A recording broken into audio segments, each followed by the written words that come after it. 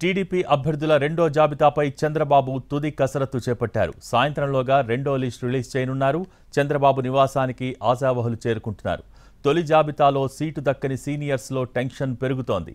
తొలి జాబితాలో కళా వెంకట్రావు, గౌతు శిరీష్, గోరంట్ల బుచ్చయ్య చౌదరి, చింతమనేనికి చోటు దక్కలేదు. అలాగే ఎరపతినేని, దేవినేని ఉమా, సోమిరెడ్డి సీట్లపైన క్లారిటీ లేదు. బండారు సత్యనారాయణమూర్తికి పెందుర్తి లేదా మాడుగులలో అవకాశం ఇస్తారని ప్రచారం జరుగుతోంది. మైలవరం వసంత కృష్ణప్రసాద్కిస్తే దేవినేని ఉమను పెనమలూరు పంపే అవకాశం ఉంది. బీకే పార్థసారథికి అనంత అర్బన్ లేదా అనంత ఎంపీగా అవకాశం ఇస్తారని తెలుస్తోంది.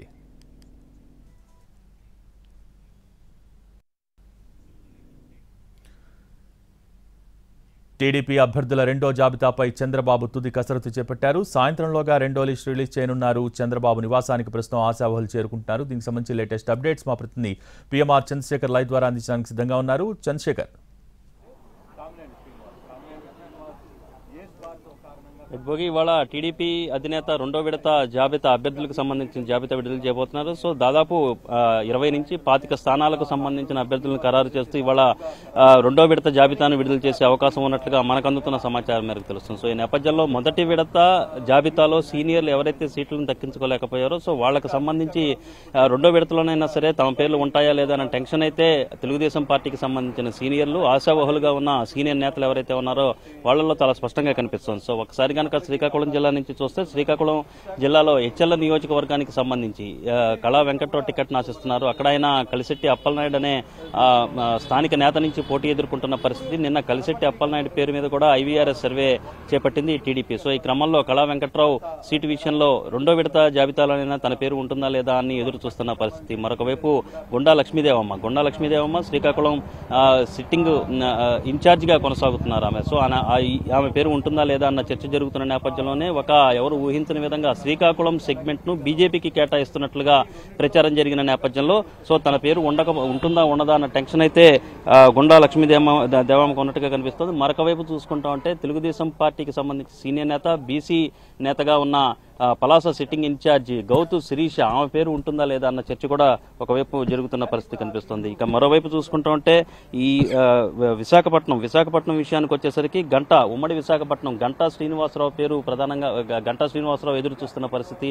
సో ఇక్కడి నుంచి ఆయన్ని చీపురుపల్లి నియోజకవర్గం నుంచి పోటీ చేయాలని పార్టీ అధిష్టానం ఆదేశించిన నేపథ్యంలో ఆయన పోటీ ఏం చేస్తారో అన్న అంశానికి సంబంధించి కూడా కొంత క్లారిటీ రావాల్సిన అవసరం ఉంది. రెండో విడత జాబితాలో చీపురుపల్లి నుంచి ఆయన వెళ్లాల్సిందిగా ఆదేశాలు ఏమన్నా జారీ చేస్తారా అన్న మీమాంస కూడా ఎదురవుతున్న పరిస్థితి కనిపిస్తుంది. మరోవైపు చూసుకుంటా ఉంటే పెందుర్తి నియోజకవర్గం నుంచి టికెట్ ఆశించిన బండారు సత్యనారాయణమూర్తి పెందుర్తి నియోజకవర్గం అయితే ప్రస్తుతం జనసేన కేటాయించేసిన పరిస్థితి ఉంది. సో ఈ నేపథ్యంలో మాడుగుల నియోజకవర్గం నుంచి బండారు సత్యనారాయణమూర్తిని బరిలోకి దింపుతారా అన్న ఒక చర్చ జరుగుతున్న నేపథ్యంలో బండారు సత్యనారాయణమూర్తి భవితవ్యం ఏ విధంగా ఉంటుంది, రెండో విడత జాబితాలోనైనా ఆయన పేరు వేరే నియోజకవర్గం నుంచి ఏమైనా ఉంటుందా లేదా అన్న చర్చ కొనసాగుతూ వస్తున్న పరిస్థితి కనిపిస్తుంది. ఇక రాజమండ్రి రూరల్ నుంచి గోరంట్ల బుచ్చయ్య చౌదరి పేరు దాదాపు ఖరారైంది. ఆయన సిట్టింగ్ ఎమ్మెల్యేగా కొనసాగుతున్న పరిస్థితుల్లో బుచ్చయ్య చౌదరి పేరు రెండో విడత జాబితాలో ఖచ్చితంగా ఉండే అవకాశం ఉన్న సూచనలు చాలా స్పష్టంగా కనిపిస్తున్నాయి. ఇక దెందులూరు నియోజకవర్గం నుంచి చింతమనేని పేరు దాదాపు ఖరారైనట్టుగానే చెప్తున్నారు. సో ఆయన పేరు రెండో విడత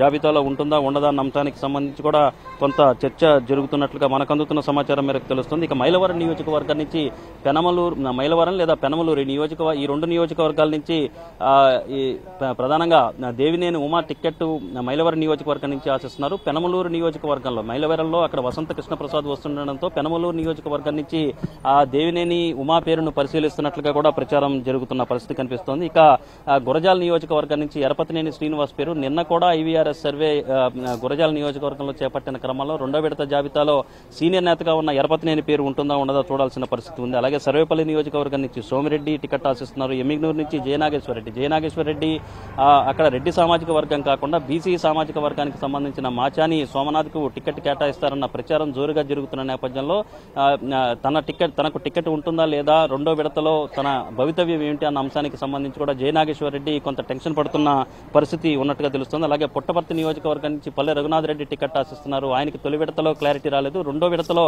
ఏమైనా టికెట్ వస్తుందా, అక్కడ బీసీ సామాజిక వర్గం నుంచి అలాగే యాదవ్ సామాజిక వర్గం, మరొక వైపు వడ్డెర సామాజిక వర్గానికి సంబంధించిన అభ్యర్థుల నుంచి కొంత పోటీ ఉన్నట్టుగా కనిపిస్తోంది. సో ఈ క్రమంలో ఆయన ఈ విడతలో టికెట్ ఉంటుందా లేకపోతే అసలు ఆ టికెట్ లేకుండా వేరే సామాజిక వర్గానికి టికెట్ ఇస్తారా అన్న చర్చ జరుగుతుంది. మరొక వైపు అనంత అర్బన్ లేకపోతే అనంతపురం పార్లమెంటు సెగ్మెంట్ల నుంచి టికెట్ ఆశిస్తున్న పరిస్థితి బీకే పార్థసారథి నుంచి కనిపిస్తోంది. పెనుకొండ నియోజకవర్గం సిట్టింగ్ ఇన్ఛార్జిగా ఉన్న ఆయనకు అక్కడ టికెట్ కాదని అక్కడ ఆ టికెట్ ని సవితమ్మకు కేటాయించిన పరిస్థితి. సో ఈ నేపథ్యంలో ఆయన కొంత అలిగిన పరిస్థితుల్లో అనంతపురం పార్లమెంటుకు పోటీ చేయాల్సిందిగా టీడీపీ అధినాయకత్వం ఆయనకు నచ్చజెప్పింది. అయితే ఆయన కురుబ సామాజిక వర్గం నుంచి వచ్చారు. అనంతపురం అర్బన్ లో ఆ సామాజిక వర్గానికి సంబంధించిన ఓటర్లు ఎక్కువగా ఉంటారు కాబట్టి తాను అక్కడి నుంచి పోటీ చేస్తాను అన్న సంకేతాలు కావచ్చు, సూచనలు కావచ్చు, ప్రతిపాదనలు టీడీపీ అధినాయకత్వానికి పెట్టిన నేపథ్యంలో తనకు సంబంధించిన టికెట్ ఏ విధంగా ఉంటుంది, చంద్రబాబు నాయుడు క్లారిటీ ఏ విధంగా ఇస్తారన్న అంశానికి సంబంధించి టెన్షన్తో బీకే పార్థసారథి రెండో విడత